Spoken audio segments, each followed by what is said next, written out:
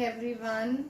So as I gave you the overview of chapter We Are Not Afraid to Die If We Can All Be Together yesterday, and today I am going to start up the chapter in detail.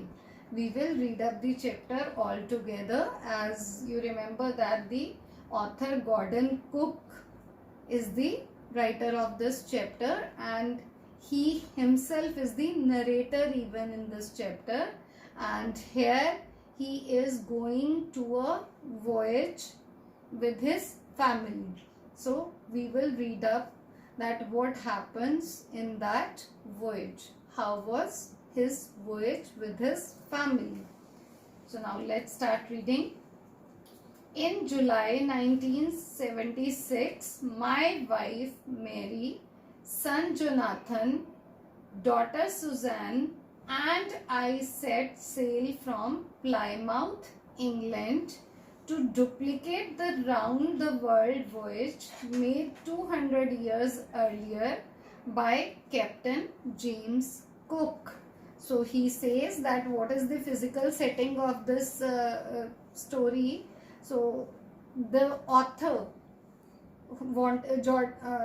the author who was Gordon Cook, he wanted to make a replica of James Cook's journey, James Cook's sea voyage, which he did 200 years ago.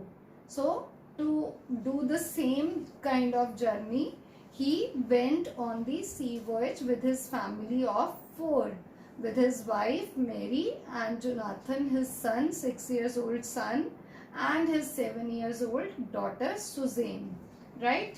And now for the longest time, Mary and I, a 37-year-old businessman, had dreamt of sailing in the wake of the famous explorer, and for the past 16 years we had spent all our leisure time honing our seafaring skills in British waters. So here he says that they both have dreamt about it, they both have good imagination about this voyage for last many years.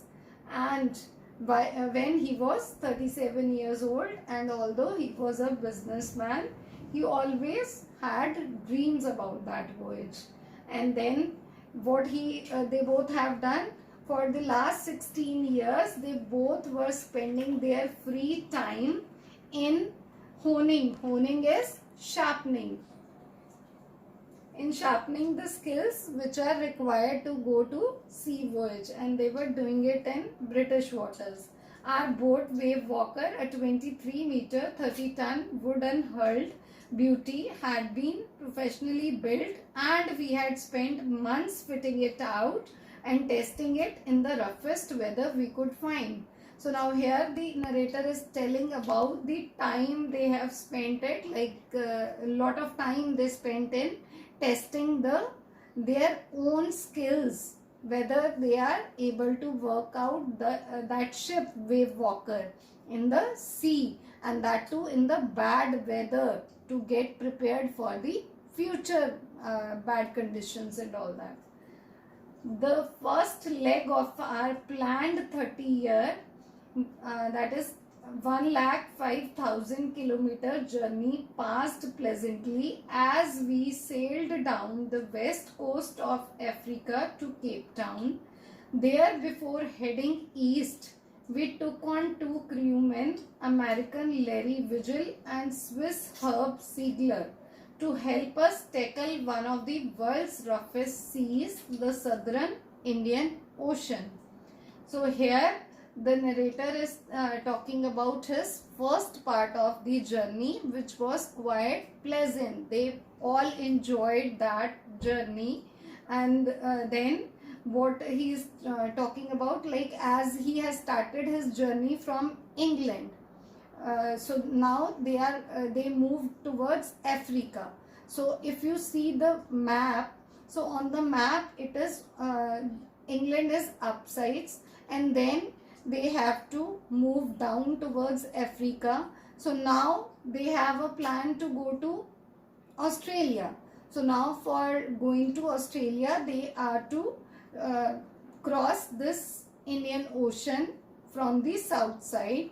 So then only they can reach there. So now they are to go from this site, and that too even is taken as the most promising area to cover up while going to the sea voyage. So now expecting some dangers in this in that voyage, so what he has done, he has appointed two crewmen along with him.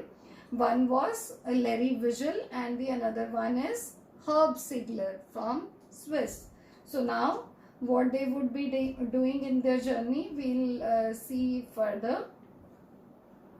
On our second day out of Cape Town, we began to encounter strong gales. So what is gales here? Gales is strong winds. So now when they were there in the Cape Town, they had to face strong winds. So strong winds definitely are not good for that voyage, because they may endanger their journey. For the next few weeks, they blew continuously. Gales did not worry me, but the size of the waves was alarming, up to 15 meters, as high as our main mast. So here the author says that the strong winds continued for many days, for next few weeks even, and then but he was not at all worried about those waves, rather, but definitely those waves were quite alarming. They were the sign of coming problem towards them. So now, and those waves were quite huge even, and as high as their mast. So what is mast? For understanding what is mast, I'll just show you a picture. Now focus on the picture. So here, are you able to see this? This is a picture of a boat. So here I have shown that this is the mast, that is the cloth hung on the boat.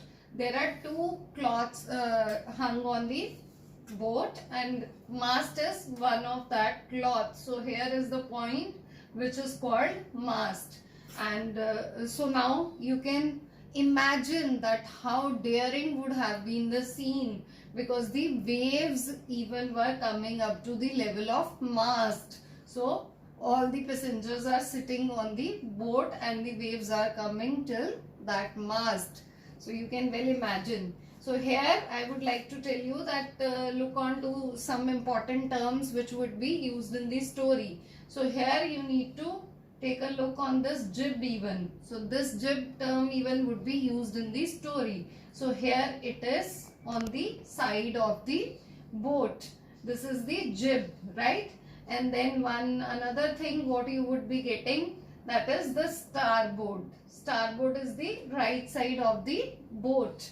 And then you need to know this jib even, jib sail. So it is here, right? So they would be using these terms to, the narrator is using these terms in the story to talk about the daring scenes which he had to follow, daring cuts which he had to follow in the voyage. So now let's move to the story. 25 found us 3,500 kilometers east of Cape Town.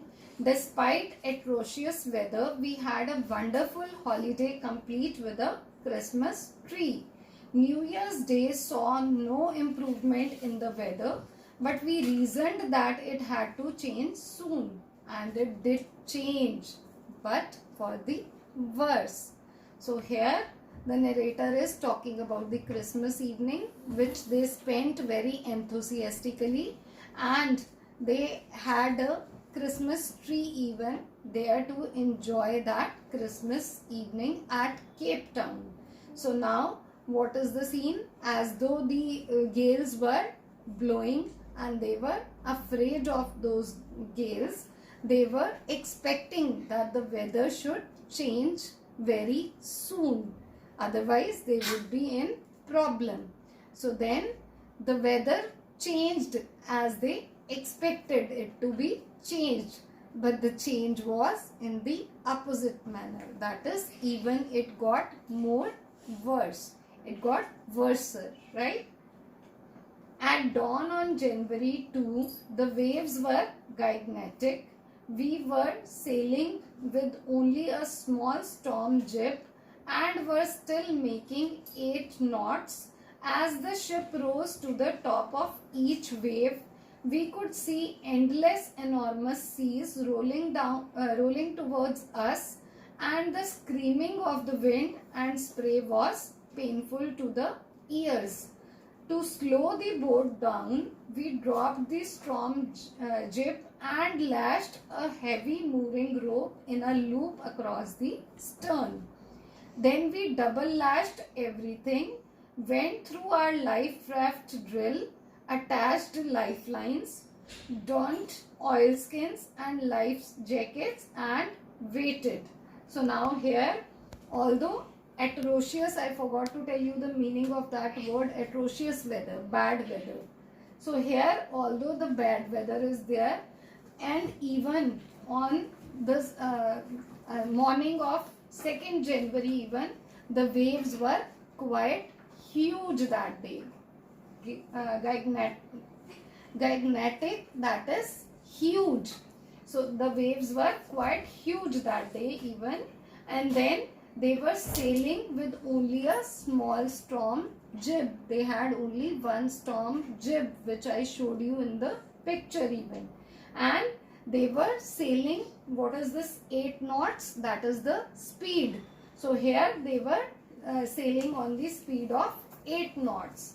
And then when the ship reached, then they were finding that the rays coming towards their ship. So now they were getting scared on the sound of those waves. They were feeling as if they would enter in the ship very soon. So now then what did they do? They tried to slow down the boat, and for doing that, what did they do? They took a rope and then they just turned it towards the backside of the ship, and then they hung it hard, and then they double crossed it so that the boat gets slower down. And then they were ready for their life skills techniques, and they were ready with those life skills. And then what did they do? They got mentally prepared, wore their life jackets, and donned oil skins. What is donned? Donned again means wear, to wear. And oil skins is a kind of jacket which helps you out to be away from that salty water, so that it doesn't harm your body.